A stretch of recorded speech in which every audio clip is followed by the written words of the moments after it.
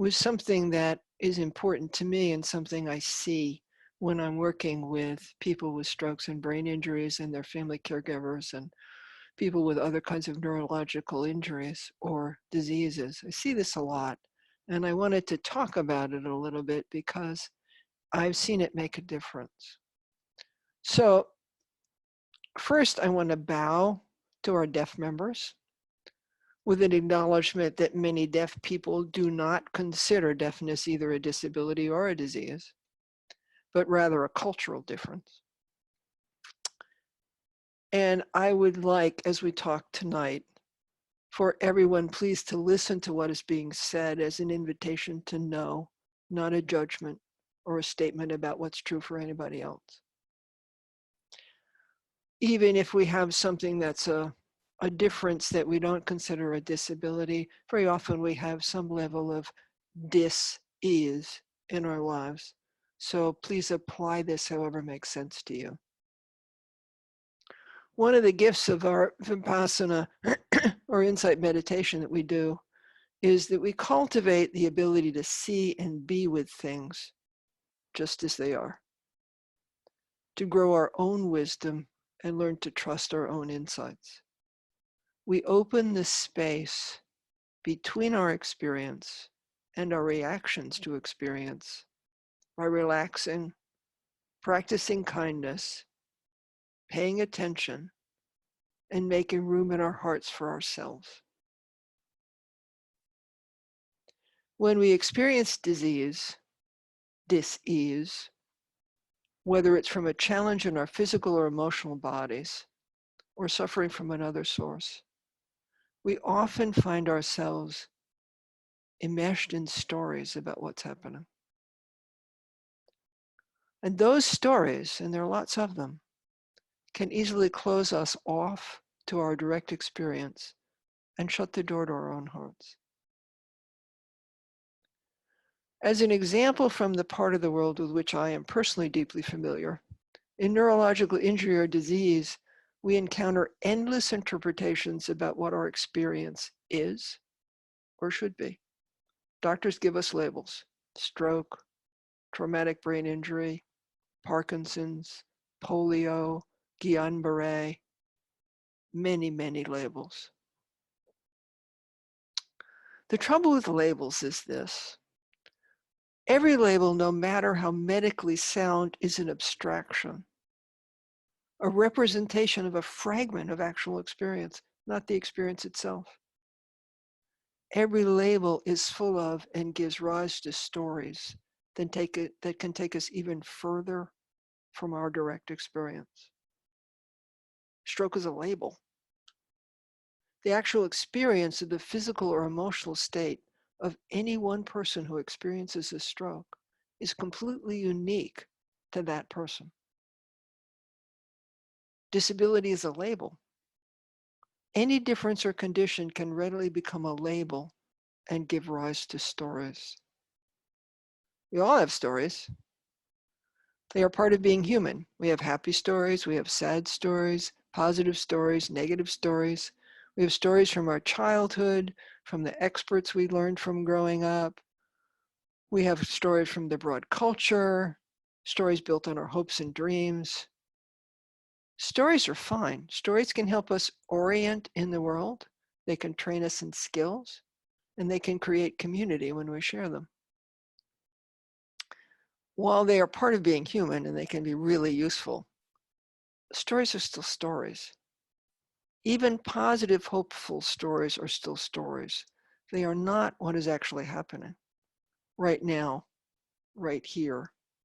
They do not show us what is present.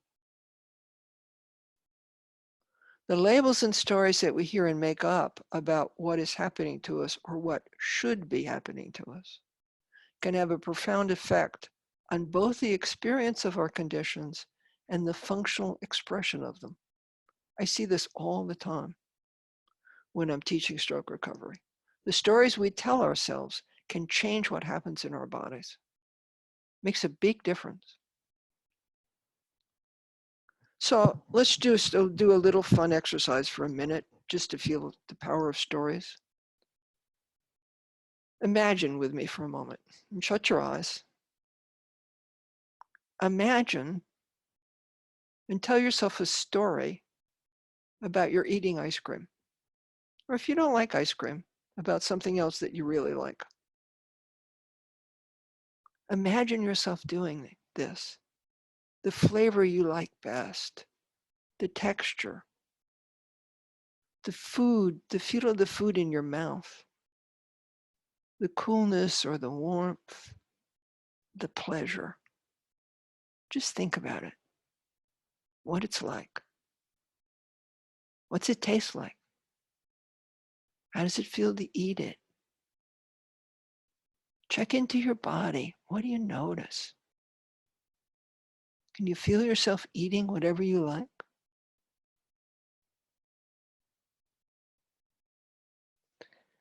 It's a story. It's something we imagine, but you can feel that that story can have a real and immediate impact on our whole being. That's the power of stories. Now ask yourself, do I have a story about my dis-ease, disability, or situation? Maybe I have more than one. No need to get into the stories. Just being curious and noticing if there are stories present. Certainly no need to make the stories wrong or to debate them. Just gently being aware of whether or not stories are present.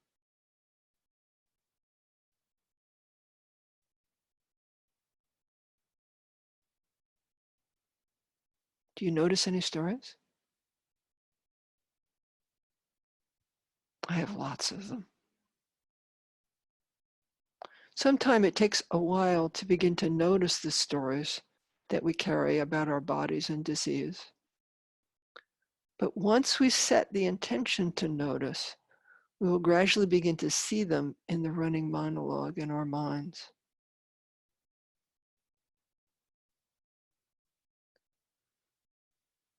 The point of this is becoming aware. When we are unaware of the stories and the labels we carry, they can affect us deeply in ways we would not consciously choose. It's not the story itself that works to contain us. It's our unexamined belief that the story is both true and all there is.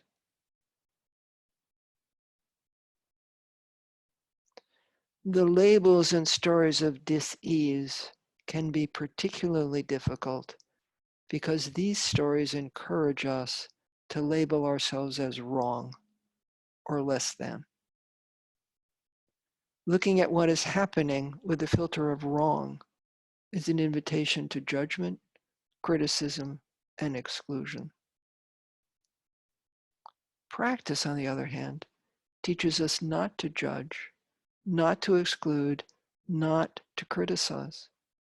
Practice encourages us to know whatever is present. There's a big difference between judging and knowing.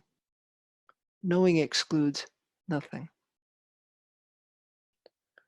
When we block ourselves from our actual experience with a story, when we keep our hearts closed and our curiosity limited because we are mired in a story, thinking we know the answers, either clinging to that story or lost in it, we don't make room for possibilities to show themselves.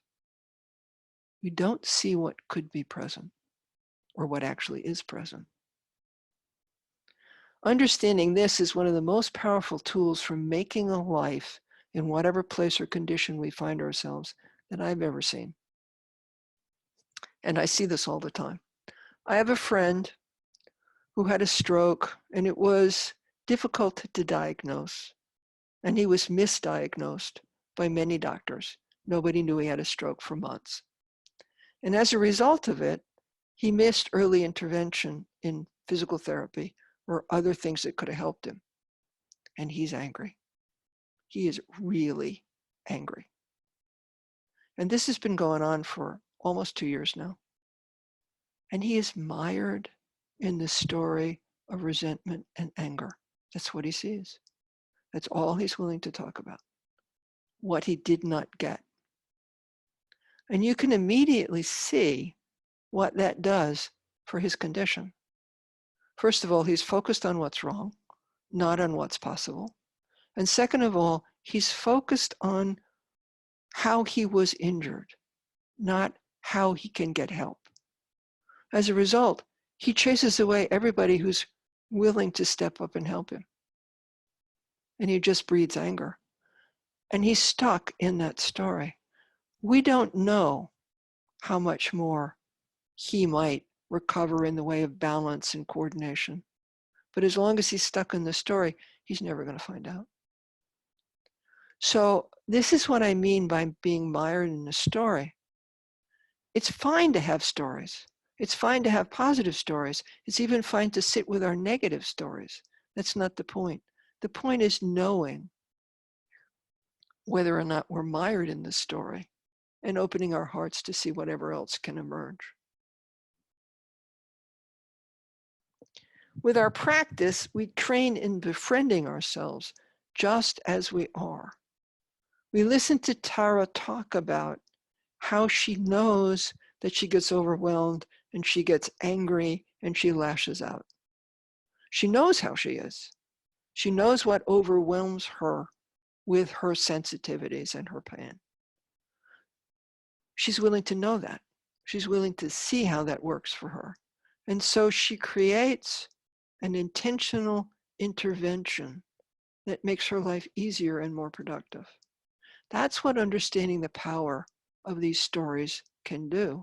Rather than getting mired in the anger and the resentment at being in pain, we acknowledge what's true and we find a way to work with it to benefit ourselves. That's powerful stuff.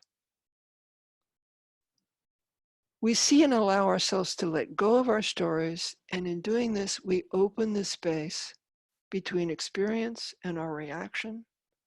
And in that space, something new can arise, something we never imagined, something we have no story about, something that we just observe and we see how that can be present in our lives. We learn to trust our own ability to know. And we are no longer separated from our own wisdom and self-care. This is one of the great gifts of practice, is that this is what we are given. There's so much more to all our lives than the story of disability. There's so much more to all our lives than the physical pain we experience. There's so much more to all our lives than what we've lost. There's so much more possible. Peter Fernando, who is a Buddhist teacher, has written an excellent book called Finding Freedom in Illness. I recommend it to you if you're interested. He says, the very act of clinging to a belief about how we should be, or a story about what the illness of the body means, gives rise to a contracted state of being. We contract, we don't expand. Allowing, letting go of the stories and making room for our experience to be whatever it is. Meeting it with gentle curiosity, unconditional friendship, the ups, the downs, the suffering and the joy, all of it. That's what practice supports. This is a kindness practice. We do this with great gentleness. We do this practice relaxing, as we did last month, relaxing and cultivating kindness and friendliness. That's how we make the space in which we can know what else can be present. We do this one small step at a time. Nothing rejected, nothing judged. Everything that arises met with relaxation and friendliness. It takes practice to do this. This is why we practice. We practice meeting whatever is present with relaxation and friendliness. And then we have access to our own strength and our own capacity. No one else in this world knows better what will serve you and what will nourish you than you. You're the one who will find out what will bring joy and balance into your life. As Rabida, another Buddhist teacher, says in his book, The Authentic Life, the most important thing is to live from the gratitude and kindness of the awakening heart. And that's what we're doing. So that's the talk. We'll take a break for a minute and just breathe a little bit before we do a meditation. And then we'll do the longer meditation. And then we'll have questions in the closing. So we'll sit for a minute, just relaxing, letting ourselves take in this whole wonderment about stories.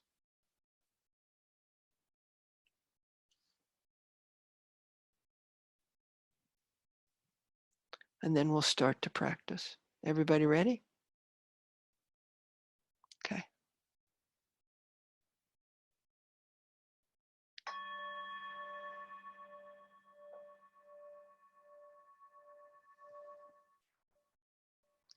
Finding our place of balance,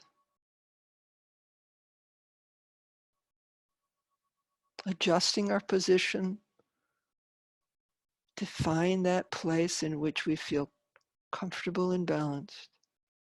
Lying down, sitting up, whatever is the most nourishing.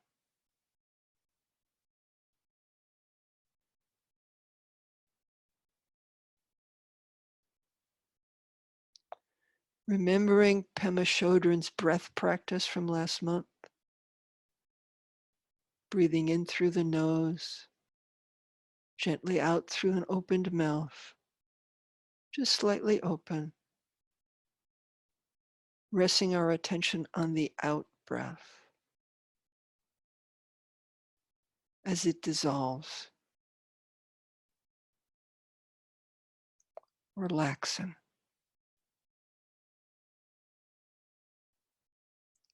Breathing in, breathing out.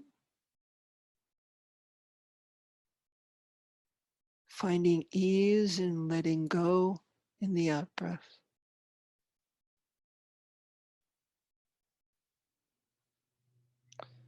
Take several deep breaths, filling the body with air.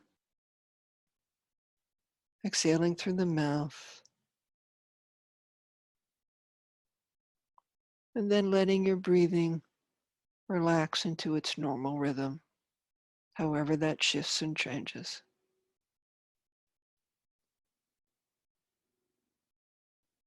Breathing in through the nose, out through the mouth, relaxing with the exhale.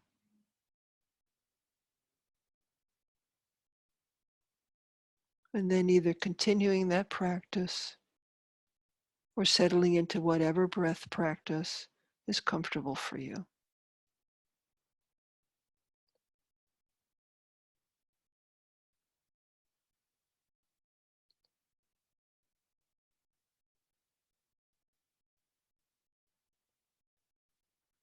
Opening our hearts gently to our own true nature, spaciousness, compassion, kindness.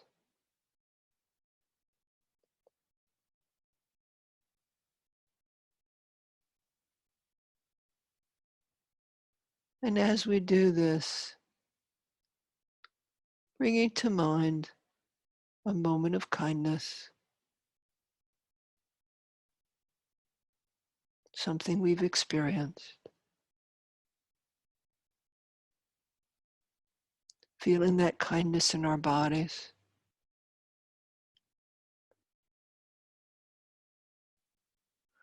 a moment of kindness, of friendliness, relaxing into that sensation.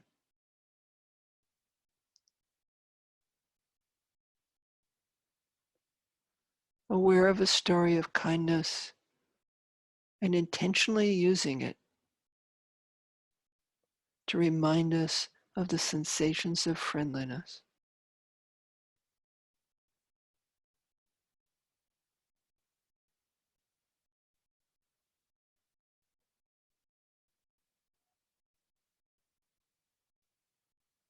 Feeling how the body responds to kindness and friendliness.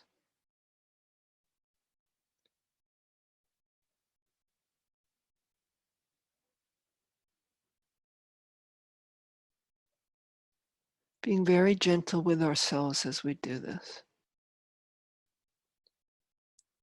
Paying attention to the body is a gentle practice taken at our own pace.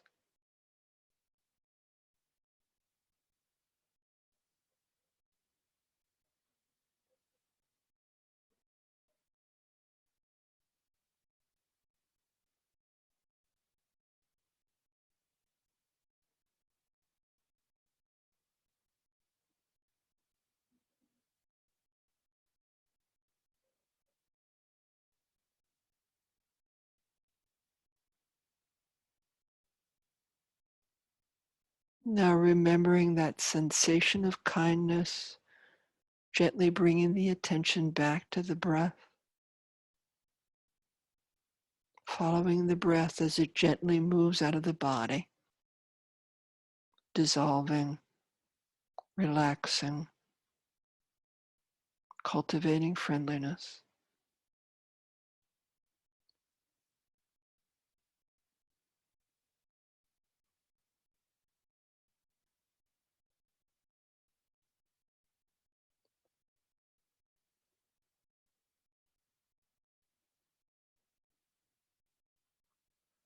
Feeling our presence in the room,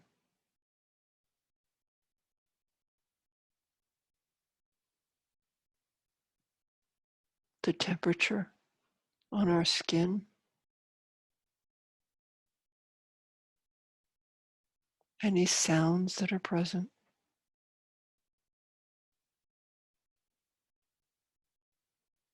relaxing, meeting whatever we experience with unconditional friendliness.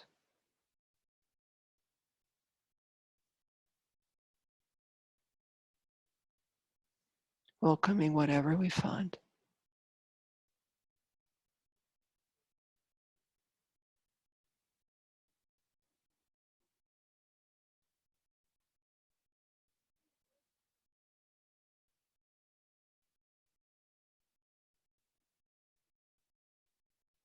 Now gently opening our awareness to notice sensations of the body.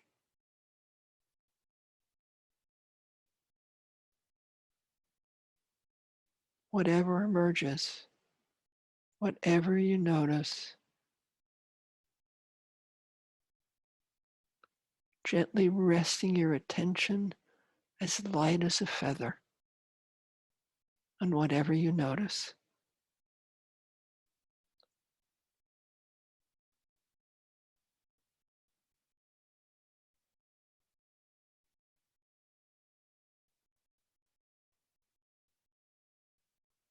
Perhaps noticing places of tightness,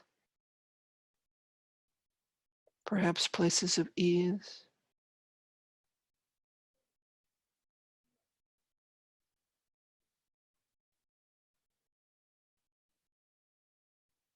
Relaxing with whatever you find.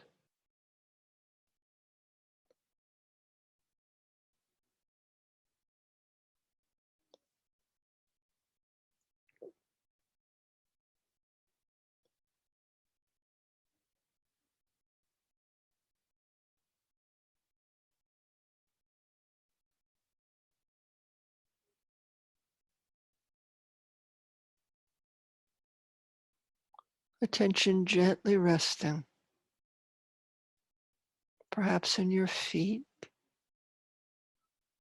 perhaps in your shoulders, or your arms.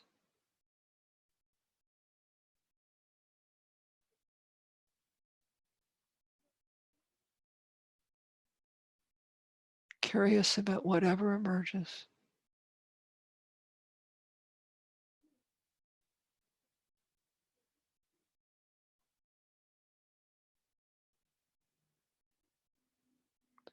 Cultivating curiosity, a willingness to know whatever is present without grasping it or pushing it away.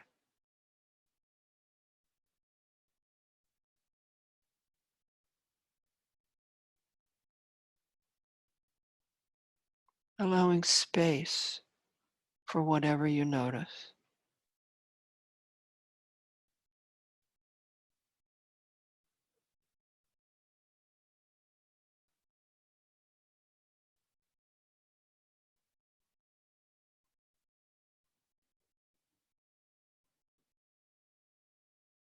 Gentle, open, inviting space for whatever wants to emerge.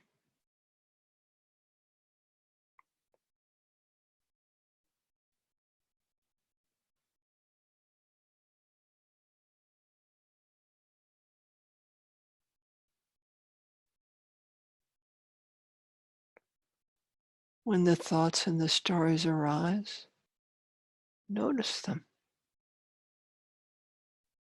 meeting them with friendliness, relaxing, and letting go, opening the space.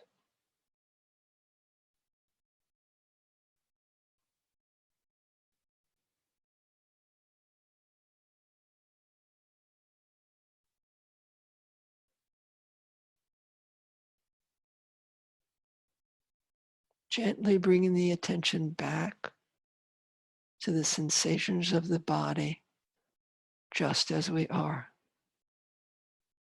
whatever is present.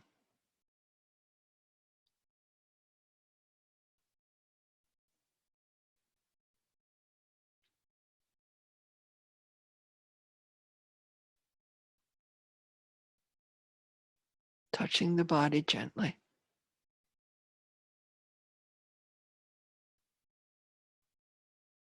Nothing to judge, nothing to fix, just noticing and making space.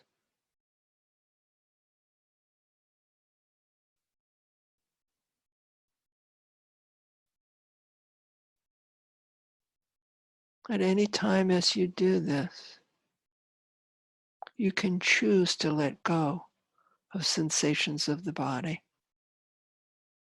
and rest your attention again in the out breath, whatever place in the body brings you ease.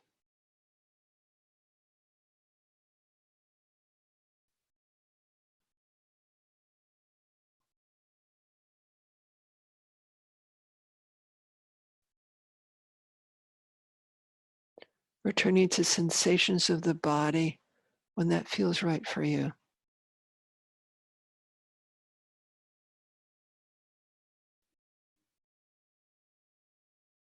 Gently.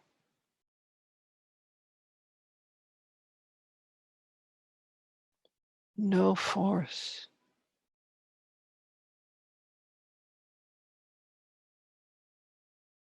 No hurry.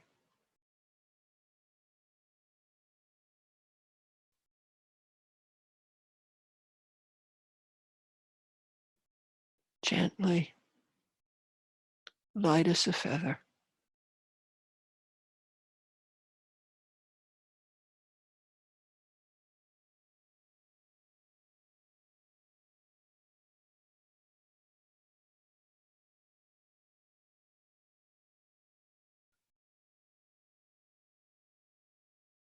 Noticing whatever is present, wherever your attention is resting.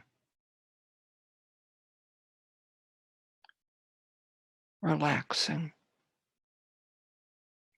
and allowing the space around what you notice.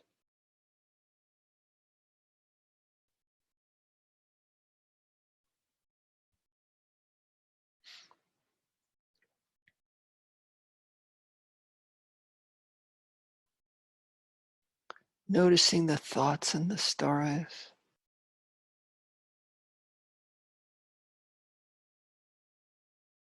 Gently, with great kindness and friendliness, acknowledging the thoughts and the stories, and bringing the attention back to sensation, to noticing what's present right here.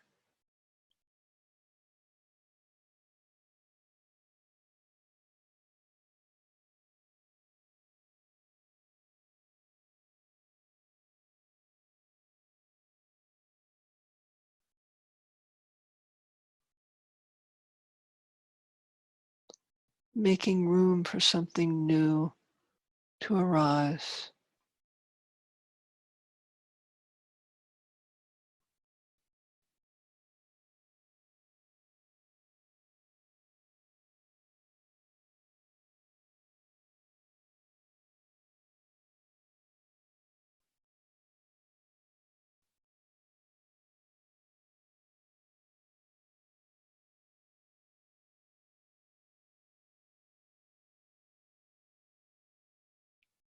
Gentle curiosity. What is present in this moment?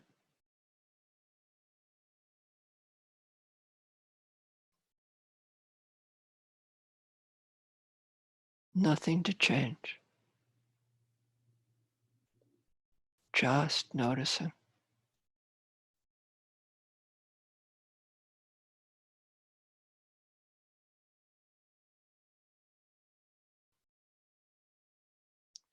Feeling into the body with awareness, with kindness, with care.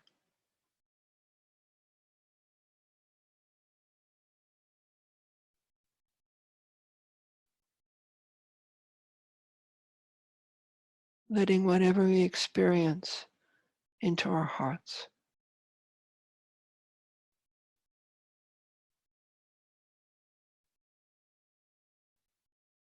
Holding it with tenderness.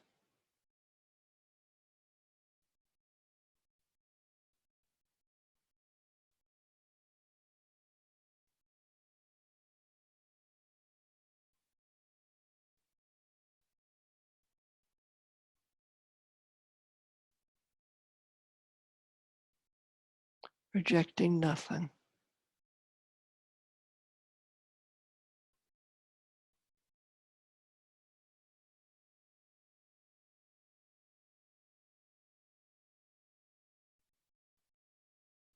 Welcoming ourselves just as we are.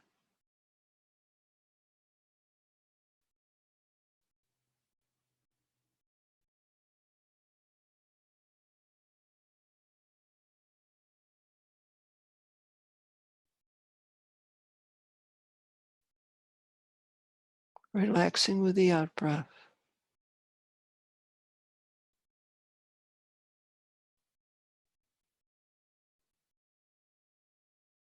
Allowing it to dissolve into this space we are holding open for ourselves.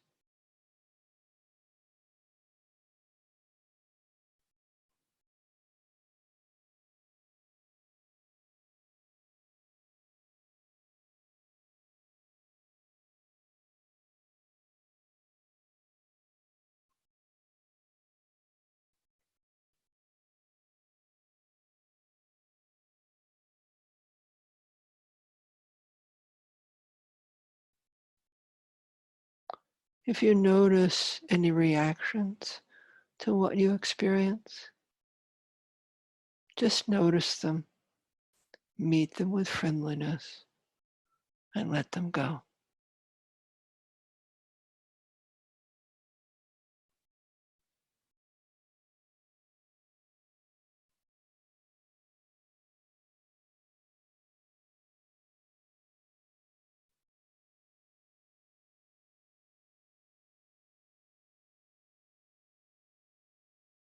holding ourselves with care.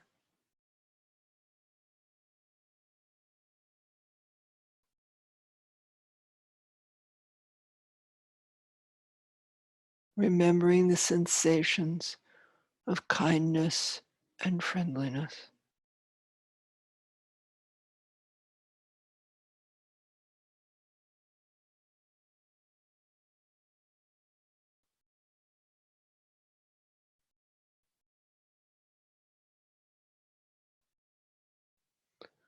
And as we bring this meditation to a close, checking in again with our hearts,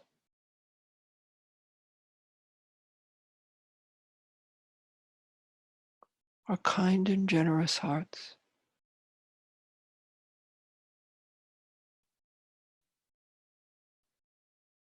Thanking ourselves for our willingness to meet ourselves just as we are.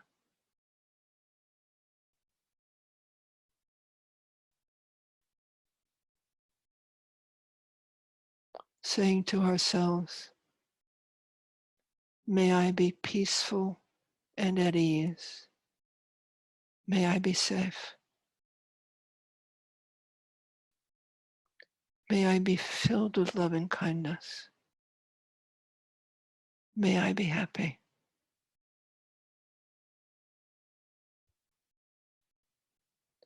May I be peaceful and at ease.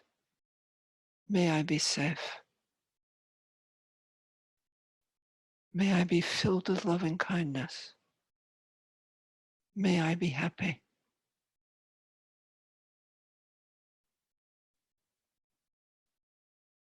May I be free from suffering, mental and physical.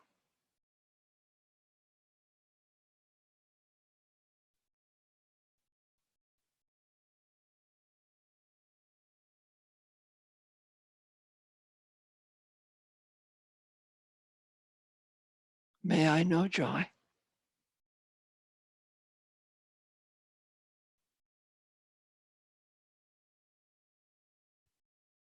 May all beings everywhere be happy.